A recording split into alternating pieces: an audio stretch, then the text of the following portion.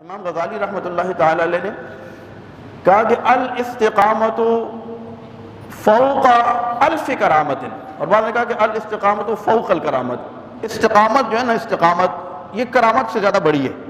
ایک بندہ اگر ہوا میں اڑ رہا ہے یا پانی کے اوپر چل رہا ہے، اس کے پاؤں گیلے نہیں ہوتے، اس کے جوتے گیلے نہیں ہوتے ہیں، وہ پانی کے اوپر چل رہا ہے، ہوا میں اڑ رہا ہے، آگ کھا رہا ہے،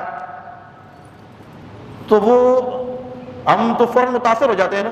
آج کل کیونکہ فتنوں کا دور ہے تو یہ بھی ایک ہمارا المیہ ہے کہ ہم یہ سمجھ دیتے ہیں کہ یہ اللہ کا ولی ہے۔ تو یہ بھی ہمارا ایک بہت بڑا ایک المیہ ہے کہ بہت سارے لوگ جو شعبدہ باز ہیں، وہ شعبدہ بازی کے ذریعے لوگوں ہماری عقیدتوں سے کھیلتے ہیں۔ ہم اللہ والوں سے محبت کرتے ہیں نا، تو وہ اس طرح کی شعبدہ بازیوں کے ساتھ ہماری عقیدتوں سے کیا کرتے ہیں، کھیلتے ہیں۔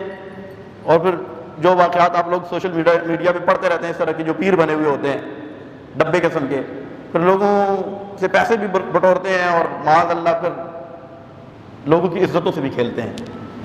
تو کہا کہ اگر وہ پانی کے اوپر چل رہا ہے، ہوا میں اڑ رہا ہے، لیکن وہ رسول اللہ صلی اللہ علیہ وسلم کی سنت کا تارک ہے، رسول اللہ صلی اللہ علیہ وسلم کی سنت پر نہیں چل رہا، تو وہ اللہ کا ولی کبھی بھی نہیں ہو سکتا۔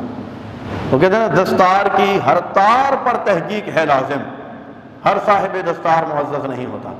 تو جو استقامت کے ساتھ شریعت پر چلنے والا ہو، اللہ تبارک و تعالیٰ اسے اپنا دوست بنا لیتا ہے۔ حضرت جنید بغدادی رحمۃ اللہ تعالیٰ علیہ کے پاس ایک شخص آیا نا، اور آ کر کہا کہ کچھ دن رہا، جانے لگا، کہا کیوں آئے تھے؟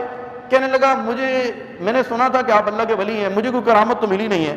آپ مسکرا اٹھے اور کہنے لگے کہ اس دوران کیا تو نے مجھے کوئی عمل سنت کے خلاف کرتے ہوئے دیکھا؟ کہا نہیں۔ کہا یہ سب سے بڑی کرامت ہے۔